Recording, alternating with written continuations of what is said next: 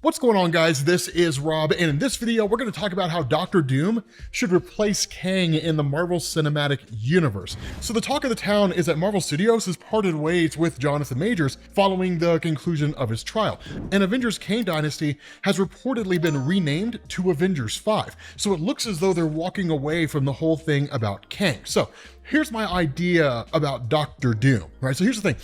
Doctor Doom, in order for this theory to make sense, there's a couple of amazing things we need to talk about with Doctor Doom first. Number one, this guy has no qualms wiping out entire universes. And I'm not talking about, the ending of Avengers and New Avengers and the death of the multiverse is inevitable and Secret Wars happens because Doctor Doom is just trying to save what he can, where he can. No. In Christopher Cantwell's Doctor Doom solo series, he comes across an alternate reality version of himself who's like this really kind guy and gave away all his wealth and status and has just become like this huge philanthropist. And Doctor Doom's like, that guy sucks and I would never do that. This guy is a poor representation of me and honestly he's embarrassing. So what does Doctor Doom do? He wipes out his entire reality.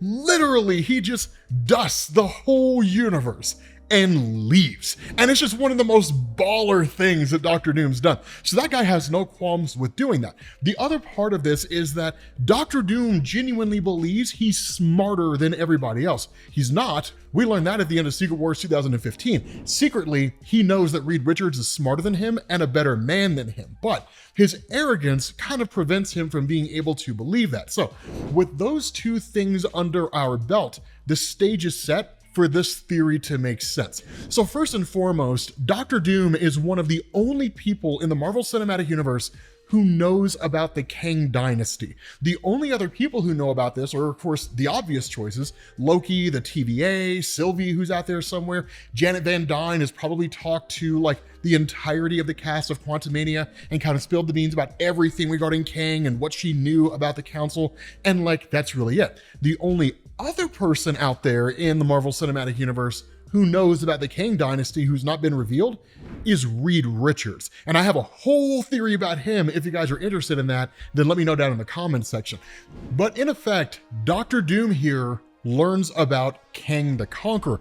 And you could do this in any number of ways, because in Marvel Comics, Kang the Conqueror is a descendant of presumably Doctor Doom. I don't think it's actually been confirmed in Marvel. Maybe it was in his solo series. I can't remember off the top of my head. But Nathaniel Richards, right, Kang the Conqueror, is descended from either Reed Richards or Doctor Doom. I don't think Marvel's really been absolutely clear on that. But you could say that Doom learns about Kang, and then in turn, Kang's like, we're planning something big or something along those lines, but alludes to the idea of the Kang Dynasty, but doesn't actually give him the information that he needs. But Doom figures out quite readily that the Kang Dynasty represents a multiversal threat. And so in turn, Doom basically tracks down the Kang Dynasty. And the way he does this is by jumping from one universe to the next and going through the multiverse and finding these variants of Kang. Not a whole ton of them, but like a few of them. Now, the reason why I'm going in this direction is because this is basically what happened in Avengers and New Avengers, which is the story that directly segues into Secret Wars 2015. And we know that Avengers Secret Wars from the Marvel Cinematic Universe is going to be a combination of Secret Wars from 1984 and the 2015 story. So it dovetails in quite nicely. But basically, Doom travels through the multiverse and comes across a few different variants of Kang. And in doing so, tortures them or does whatever he has to do to gain information and eventually learns about the Kang Dynasty. Now you might be asking yourself, wouldn't the TVA track him down because he's like traveling through the multiverse when he's not supposed to? I mean, maybe, but Doctor Doom did it and the TVA never showed up on his doorstep, so we can just say it's cool when Doctor Doom does it. So the thing about this is that once Doom figures out what's going on, once he realizes that the Kang Dynasty itself is an existential threat to the entirety of the multiverse, Doctor Doom wipes them all out. And then he metaphorically ascends the throne and is like, it's my time now. Thus, we basically get the Age of Doom from that really awesome Instagram art, or we say it's like, you know, Avengers Doom War or whatever it is, or just call it Secret Wars, right? And just have like Doom's face plastered all over the poster for it, however it is that you want to make it look. But to me, this works. I mean, it's not a perfect theory, right? I mean, it's not like foolproof. I mean, I know how much you guys love punching holes in theories that I have, so I'm sure you'll do your due diligence. But the thing about this is that Doom is a guy who, for a few different reasons, would actually embark on this campaign. The first is that, being as arrogant as he is, he would genuinely believe he's the only person out there who is smart enough, capable enough, and powerful enough to deal with this threat. And you could even back this argument up by saying the Avengers don't really exist anymore. And even the Avengers themselves, I mean, let's be honest with ourselves, right? Like, the Avengers are cool. The first movie was awesome. We all love being in the movie theater.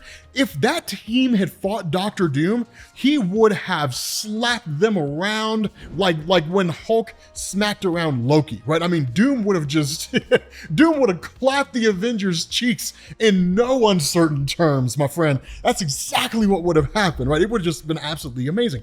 But the thing about it is that with there being no real Avengers team, who else is going to do it, right? Reed Richards and the Fantastic Four, they're not on Earth. They're effectively lost in the multiverse. So how are they going to deal with the threat? So even if there was somebody out there who is capable enough in Doom's eyes to handle this, i.e. Reed Richards, they're not here, right? So what's going to happen, right? There's not really going to be any way for anybody to step in and do anything. The other reason why this works is because Doctor Doom is always on a mad quest for power. He's always trying to attain absolute power. And there's two motivations for this.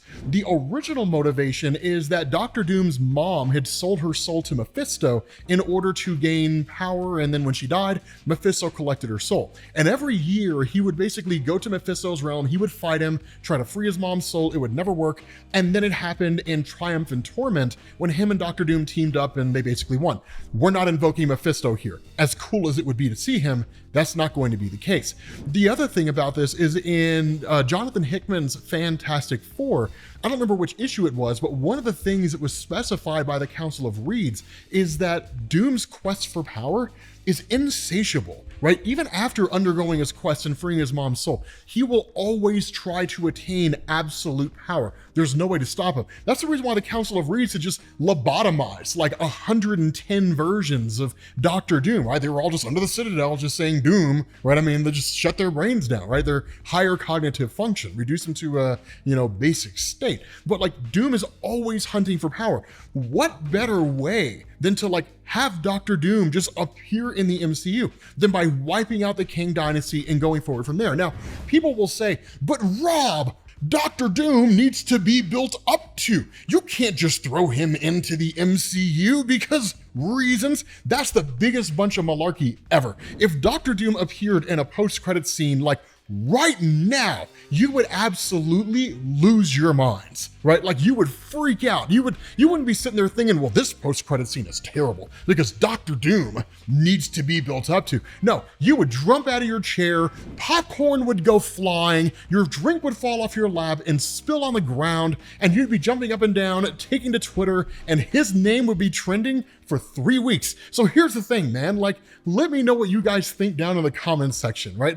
It's not a perfect theory, it doesn't need to be perfect, just kind of my general idea for putting Doom in the MCU. But if you guys want to get caught up on Avengers and New Avengers, you absolutely need to. Make sure you click this link to the playlist, and I will catch you all later.